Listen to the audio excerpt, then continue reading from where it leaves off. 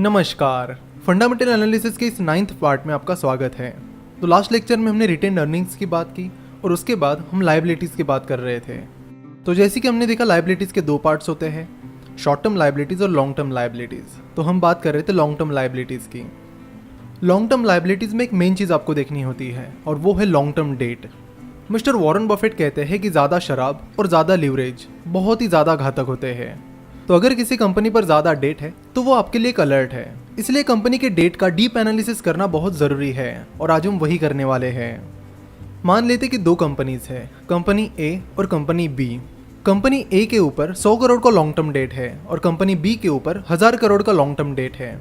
तो क्या आप हमें बता सकते हो कि इन दोनों में से किस कंपनी पर अपनी कैपेसिटी से ज़्यादा डेट है?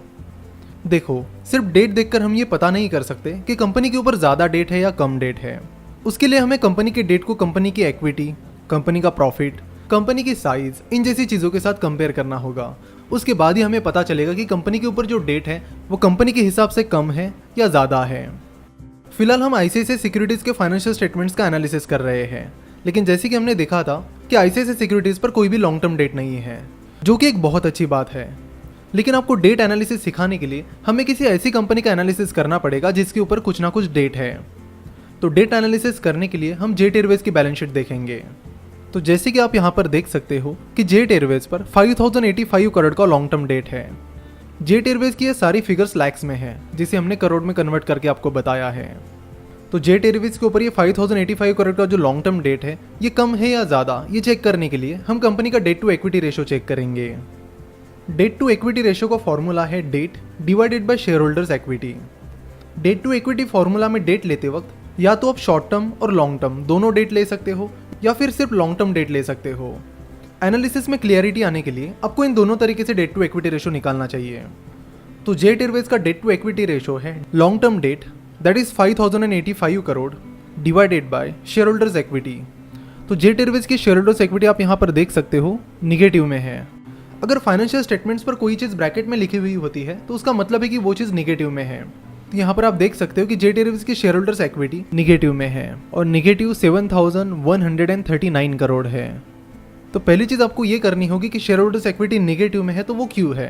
तो उसके लिए आपको नोट नंबर 19 चेक करनी पड़ेगी और चेक करना पड़ेगा कि कंपनी की रिटेन अर्निंग्स क्या रही है और क्या रीज़न है कि जिसकी वजह से कंपनी की रिटेन अर्निंग्स निगेटिव में है और कंपनी की शेयर होल्डर्स इक्विटी भी निगेटिव में है। तो नोट नंबर 19 चेक करने के बाद हमें यहाँ पर पता चल रहा है कि कंपनी की रिटेन अर्निंग्स निगेटिव में इसलिए है क्योंकि कंपनी लॉस में चल रही है और इस वजह से कंपनी की टोटल शेयर होल्डर्स इक्विटी भी निगेटिव में चली गई है, जो कि एक बहुत ही खराब बात है। तो यहाँ पर जेट एयरवेज की शेयर होल्डर्स इक्विटी निगेटिव में है और कंपनी के ऊपर 5085 करोड़ का लॉन्ग डेट है। इसका मतलब है कि कंपनी का जो डेट है वो कंपनी के हिसाब से बहुत ज़्यादा है और इसी का अंजाम है कि जेट एयरवेज बैंक्रप्सी के इतने नज़दीक चली गई है। सो बेसिक और सिंपल सी चीज़ें होती है जिनका आपको एनालिसिस करना होता है और कंपनी के बारे में कंक्लूजन निकालना होता है। आप यहाँ पर देख सकते हो कि जेट एयरवेज की शेयर होल्डर्स इक्विटी पिछले 3 सालों से निगेटिव में चल रही है, जिसका मेन कारण है कंपनी के लॉसेस। तो यहीं से पता चल जाता है कि कंपनी की हालत क्या रही है और कंपनी की इस खराब हालत के साथ ही कंपनी पर जो बहुत सारा डेट है वो भी कंपनी के लिए घातक साबित हो रहा है। किसी भी कंपनी का debt to equity ratio analyse करते वक्त एक चीज़ ध्यान में रखें कि कंपनी का डेट टू इक्विटी रेशो 1 से कम होना चाहिए। यानी अगर सिंपल भाषा में बात करूं तो कंपनी की शेयर होल्डर्स इक्विटी उसके डेट से ज़्यादा होनी चाहिए।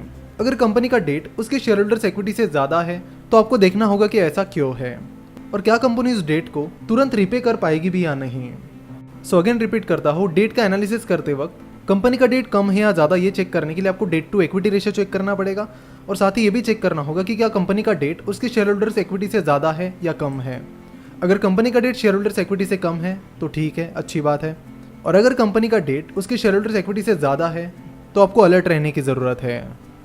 साथ ही आपको कंपनी के डेट को कंपनी के प्रॉफिट से भी कंपेयर करना होगा। यहाँ पर जेट एयरवेज का लॉन्ग टर्म डेट 5085 करोड़ है, वही जेट एयरवेज का लॉस 636 करोड़ है। तो ये देखकर आपको पता चल गया होगा कि कंपनी को अपना ये डेट रिपे करते वक्त बहुत प्रॉब्लम्स होने वाले हैं और फिलहाल हो भी रहे हैं। कंपनी का टोटल डेट इतना होना चाहिए कि कंपनी अपने 1 या 2 साल के प्रॉफिट से उस पूरे डेट को रिपे कर पाए। यानी अगर किसी कंपनी का डेट 500 करोड़ है और उसका 1 साल का प्रॉफिट 500 करोड़ के नज़दीक है तो फिर ज़्यादा सोचने की ज़रूरत नहीं है।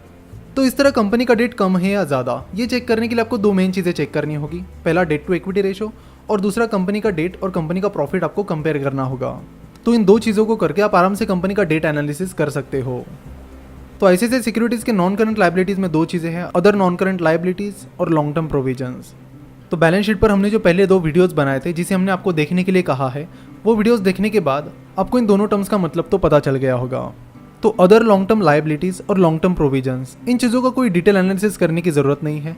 आप बस उनके नोट्स पर जाकर चेक करिए कि अदर लॉन्ग टर्म लाइबिलिटीज़ में क्या क्या चीज़ें हैं और लॉन्ग टर्म प्रोविजंस में क्या क्या चीज़ें हैं।